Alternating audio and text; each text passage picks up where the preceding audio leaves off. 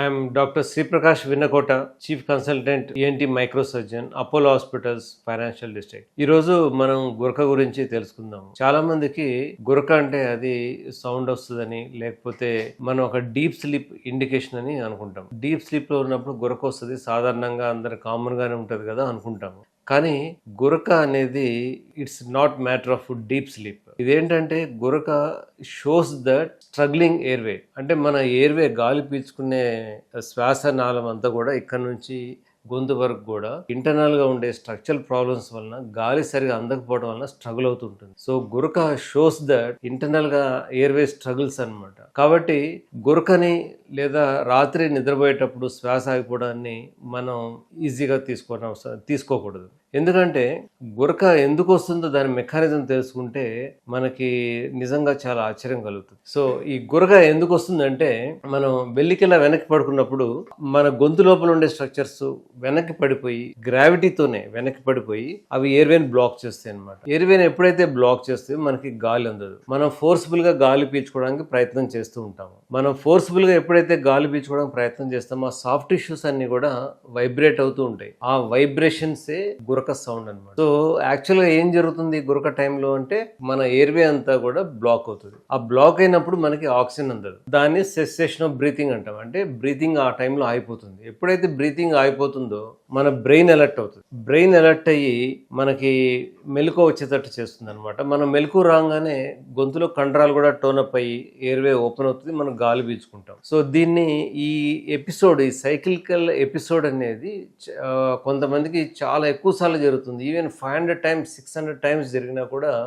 వాళ్ళకి తెలియదు అనమాట. సో దీన్ని ఎప్నియా అంటారు, స్లీప్ ఎప్నియా అంటారు. సో స్నోరింగ్ కి స్లీప్ ఎప్నియాకి లిటిల్ డిఫరెన్స్ ఏంటంటే, snoring it's just a sound, మనకి గురక సౌండ్ అనమాట. బట్ స్లీప్ ఎప్నియా అంటే సెసేషన్ ఆఫ్ బ్రీతింగ్, మనకి ఆక్సిజన్ అందకుండా మన బ్రీతింగ్ ఆగిపోతుంది. సో ఎప్పుడైతే మనకి ఆక్సిజన్ అందదో ఇంటర్నల్ గా జరిగే నష్టాలు ఏంటి, ఫస్ట్ హార్ట్ కి ఎఫెక్ట్ అవుతుంది, బ్రెయిన్ కి ఎఫెక్ట్ అవుతుంది, అవన్నీ నేను మళ్ళీ వివరంగా చెప్తాను నేను మీకు.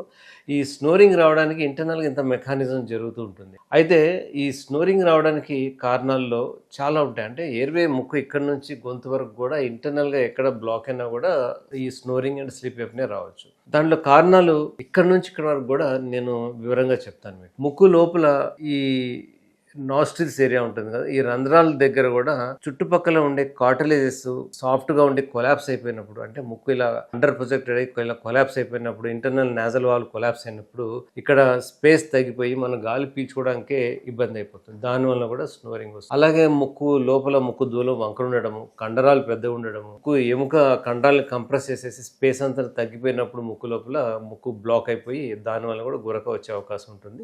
బట్ ముక్కులో స్ట్రక్చరల్ ప్రాబ్లమ్స్ ఉన్నప్పుడు అదర్ సిమ్టమ్స్ అండ్ సైన్స్ కూడా ఉంటాయి అనమాట. సైనస్ ప్రాబ్లమ్స్ కూడా డెవలప్ అవుతాయి. అలాగే ముక్కు లోపల పాలిప్స్ అనే కాయల్లాగా పెరగడము, ముక్కు వెనకాల అడినైడ్ టిష్యూ పెరగకపోవడము, లేదా ముక్కు వెనకాల కంతులు పెరగడము, అలాగే గొంతు లోపల కొండనాలిక భాగం, ప్యాలెట్ అంటారు, ఈ కొండనాలిక భాగం కూడా లూజ్గా అయిపోయి వెనక్కి పడిపోయి, మనం వెనక్కి పడుకున్నప్పుడు వెనక్కి పడిపోయి ఎయిర్వే బ్లాక్ చేస్తుంటుంది అనమాట. సమ్ టైమ్స్ గొంతులో టాన్సిల్స్ ఉంటాయి, ఇలా అందరికీ ఉంటాయి టాన్సిల్స్. అవి ఎప్పుడైతే రికరెంట్ ఇన్ఫెక్షన్ వచ్చి అవి ఎన్లార్జ్ అయిపోయి సైజు బాగా పెరిగిపోయినప్పుడు మనం వెనక్కి పడుకున్నప్పుడు ఆ టాన్సిల్స్ రెండు కూడా వెనక్కి పడిపోయి ఎయిర్వేని బ్లాక్ చేస్తాయి అనమాట. సో ఈవెన్ టాన్సిల్స్, కొండనాలిక లూజ్గా ఉండడం, ఇవన్నీ స్ట్రక్చర్స్ కూడా గురకని స్లీప్ ఎప్నియాని కాజ్ చేస్తాయి. అలాగే నెక్స్ట్ లెవెల్లో టంగ్. మన టంగ్ ఈ మ్యాండిబుల్ బోన్కి, అంటే దవడ బోన్కి, లేదా ఇక్కడ ఇంకొక బోన్ ఉంటుంది హెడ్ బోన్, ఆ హెడ్ బోన్కి అటాచ్ అయి ఉంటుంది అనమాట. ఎప్పుడైతే ఈ టంగ్ కూడా సమ్ టైమ్స్ లూజ్ టోన్ ఉన్నప్పుడు, లేదా సైజు పెరిగినప్పుడు, లేదా ఒబెసిటీతో ఫ్యాట్ డిపాజిట్ అయ్యి టంగ్ టోన్ తగ్గిపోయినప్పుడు ఏమవుతుందంటే ఆ టంగ్ వెనక్కి పడిపోతుంది. కొన్నిసార్లు కొంతమందికి ఈ మ్యాండిబులే సరిగా డెవలప్ అవుతుంది, హైపోగ్నాథీ అంటారు. అంటే ఈ మ్యాండిబుల్ కొంచెం వెనక్కి రిట్రాక్ట్ అయి ఉంటుంది అనమాట. ఎప్పుడైతే వెనక్కి రిట్రాక్ట్ అయి ఉంటుందో టంగ్ కూడా వెనక్కి పడిపోతుంది. సో వెనకాల స్పేస్ లేకపోవడం వలన, చాలా తక్కువ ఉండడం వల్ల పడుకున్నప్పుడు మనం అది కూడా టంగ్ వెనక్కి పడిపోయి ఎయిర్వేని బ్లాక్ చేస్తూ ఉంటుంది. దానివల్ల కూడా స్లీప్ ఎప్నియా డెవలప్ అవుతుంది. అలాగే టంగ్ కింది భాగాల్లో కూడా ఎపిగ్లాటిస్ అని, వోకల్ కార్డ్స్ అని, అక్కడ కూడా స్వరనాళాల దగ్గర కంతులు రావడము, సమ్ టైమ్స్ ఇన్ఫెక్షన్ వల్ల ఎడిమాతో బ్లాక్ అవడం కూడా జరుగుతూ ఉంటుంది అనమాట. కాబట్టి ఇన్ని కారణాలు ఉన్నాయి స్నోరింగ్ రావడానికి. ముక్కు ఎయిర్వే ఇక్కడ నుంచి ఇక్కడ వరకు ఇంటర్నల్గా ఎక్కడ బ్లాక్ ఉన్నా కూడా స్నోరింగ్ వస్తుంది. ఇక్కడ నుంచి అంటే స్వరనాళాల కింద భాగంలో ఏమైనా ప్రాబ్లం ఉంటే స్నోరింగ్ కానీ స్లీప్ ఎప్నియా కానీ రాదు. అది డిఫరెంట్ ప్రాబ్లమ్స్ ఉంటాయి అన్నమాట. ఈ గురక రావడానికి మనం కారణాలు ఏమేమి ఉంటాయి అనేది మనం చాలా వివరంగా తెలుసుకున్నాము. అయితే ఈ గురక రాకుండా ఉండడానికి దీని గురక ద్వారా వచ్చే స్లీప్ ఎప్నియా కూడా రాకుండా ఉండడానికి, దానివల్ల మన బాడీలో జరిగే నష్టాలు మనం ప్రివెంట్ చేయడానికి ఏం చేయాలో తెలుసుకుందాం. సింపుల్గా కొన్ని హోమ్ రెమెడీస్ ఉంటాయి. ఇంట్లో మనం ఏం జాగ్రత్తలు పాటించవచ్చు అంటే, ఇనిషియల్గా మనం లైఫ్ స్టైల్ చేంజెస్ తీసుకురావాలి. అది మొట్టమొదటి సొల్యూషన్ అనమాట. లైఫ్ స్టైల్ చేంజెస్ అంటే కొంతమంది లావుగా ఉన్నప్పుడు బరువు తగ్గడానికి ప్రయత్నం చేయాలి. సో యూజువల్గా ఒక 5'7", 5'8" ఫీట్ ఉన్న వాళ్ళు మనం 65 to 70 kgs వెయిట్ ఉండాలి. కానీ ఇప్పుడున్న రోజుల్లో చాలామందికి కూడా బికాస్ ఆఫ్ జంక్ ఫుడ్స్ కావచ్చు, అలా లైఫ్ స్టైల్ ప్రాబ్లమ్స్ కావచ్చు, చాలామంది 90 kgs 100 kgs కూడా ఉంటున్నారు. సో ఎప్పుడైతే ఓవర్ వెయిట్ పెరుగుతుందో దానివల్ల బాడీలోనే మజిల్స్ టోన్ తగ్గిపోతుంది. ఎందుకంటే ఫ్యాట్ అనేది మన స్కిన్ కిందే ఉండదు. మన ఇంటర్నల్గా బాడీ విజరల్ ఆర్గాన్స్లో, బాడీలో ఇంటర్నల్ పార్ట్స్లో, అలాగే మజిల్స్లో కూడా ఫ్యాట్ డిపాజిట్ అయ్యి మజిల్ టోన్ తగ్గిపోతుంది అనమాట. కాబట్టి బరువున్న వాళ్ళు బరువు తగ్గాల్సిన అవసరం. అలాగే కొన్ని రకాల ఇంపార్టెంట్ హ్యాబిట్స్ని మార్చుకోవాలి. Especially alcohol, smoking. ఆల్కహాల్ తీసుకున్నప్పుడు ఆల్కహాల్తో పాటుగా మనం డ్రై చేసిన అంటే స్నాక్స్ రూపంలో మనం చికెన్, మటన్ అవన్నీ ఎక్సెసివ్గా తీసుకుంటాం అనమాట. ఆయిల్లో ఫ్రై చేసిన ఐటమ్స్ ఎక్కువగా తీసుకుంటాం. దానివల్ల కూడా ఫ్యాట్ ఎక్కువగా పెరుగుతుంది. ఆల్కహాల్ ఇట్ సెల్ఫ్ కూడా ఎక్కువ ఓవర్ సెడేషన్ వల్ల మజిల్స్ అని ఎక్కువ రిలాక్స్ అయిపోయి ఇంకా ఎక్కువ కొలాప్స్ అవుతూ ఉంటాయి అన్నమాట. అలాగే స్మోకింగ్ కూడా అవాయిడ్ చేయాల్సిన అవసరం ఉంది.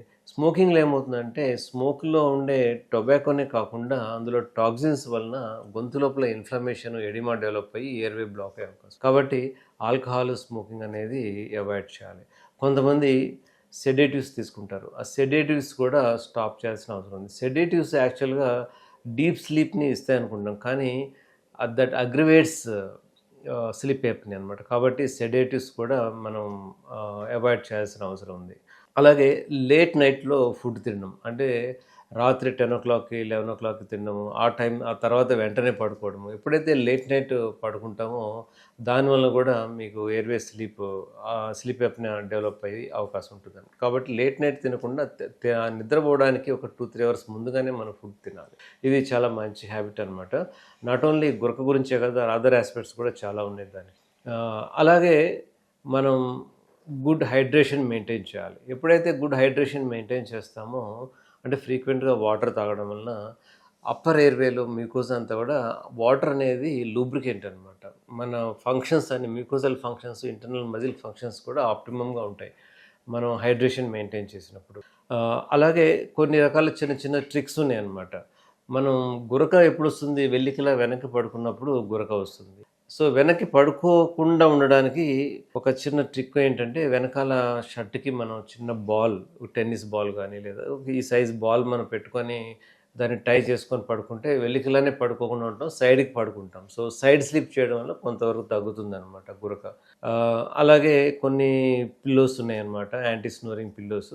అవన్నీ కూడా కొంతవరకు ఉపయోగపడతాయి. పూర్తిగా మన స్లీప్ ఎప్నియా నేను తగ్గించలేవు. ఎందుకంటే యాక్చువల్ ఇంటర్నల్ స్ట్రక్చరల్ ప్రాబ్లమ్స్ ఏవైతే ఉన్నాయో అవన్నిటిని మనం సరిచేయకుండా ఈ చిన్న చిన్న సింపుల్ రెమెడీస్తో కొంతవరకు మైల్డ్ కేసెస్లో ఉన్నప్పుడు ఉపయోగపడతాయి. ఈవెన్ యాంటీ స్నోరింగ్ పిల్లోస్ కూడా. అంటే మెడని మనకి ఇలా బెండ్ చేయకుండా కొంచెం ఇలా ఉంచేటట్టు చేస్తుంది అనమాట. దానివల్ల టంగ్ కొంచెం ముందుకు వచ్చి కొంతవరకు ఉపశమనం ఉంటుంది. సో ఇటువంటి ట్రిక్స్ పాటించవచ్చు. లేదా టంగ్ రిటైనింగ్ అప్లయన్సెస్ ఉంటాయి అనమాట. టంగ్ని వెనక్కి పడిపోకుండా ముందుగా లాగి పట్టుకుంటాయి. కాబట్టి ఆ నోట్లో అప్లయన్స్ పెట్టుకొని ఉండాలి. అలాగే కొంతమందికి నోస్ బ్లాక్ అయిన వాళ్ళకి నోస్ డైలేటర్స్ ఉంటాయి అనమాట. సో ఈ నాస్ట్రిల్ డైలేటర్స్ పెట్టుకున్నప్పుడు కూడా వాళ్ళకి గాలి ఫ్రీగా అయ్యి కొంత స్నోరింగ్ తగ్గుతుంది. బట్ ఇవన్నీ కూడా మనకి బెటర్మెంట్ చేయడానికి ఉపయోగపడతాయి, కానీ రూట్ కాజ్ని సాల్వ్ చేయాలన్నమాట. అలాగే మార్కెట్లో ఎన్నో రకాల డివైసెస్ ఉన్నాయి. కొంతమంది డ్రాప్స్ అంటారు, స్ప్రేస్ అంటారు, anti snoring drops, anti snoring sprays అని. ఇవన్నీ యాక్చువల్గా ఏవి ఉపయోగపడవు. కొంత డీకంజెషన్ అయ్యి కొంత ఉపశమనం రావచ్చు, కానీ బట్ రూట్ కాజ్ని సాల్వ్ చేయలేవు. కాబట్టి మనం స్నోరింగ్ అండ్ స్లీప్ ఎప్నియా ఉన్నప్పుడు అసలు ఇంటర్నల్గా కాజిటివ్ ఫ్యాక్టర్స్ ఏందనేది మనం ఏంటి డాక్టర్ని సంప్రదించి డీటెయిల్ ఎనాలిసిస్ చేసుకొని దాన్ని బట్టి ట్రీట్మెంట్ తీసుకోవాలన్నమాట. సో ఇంటి దగ్గర ఉపశమనం కోసం కొన్ని హోమ్ రెమెడీస్ ఇందాక నేను చెప్పినన్ని పాటించవచ్చు. అట్ ది సేమ్ టైం మనం డిసీజ్ ప్రాసెస్ ఎక్కువగా ఉన్నప్పుడు ప్రాపర్ ట్రీట్మెంట్ తీసుకోవడం కూడా అవసరం ఉంది.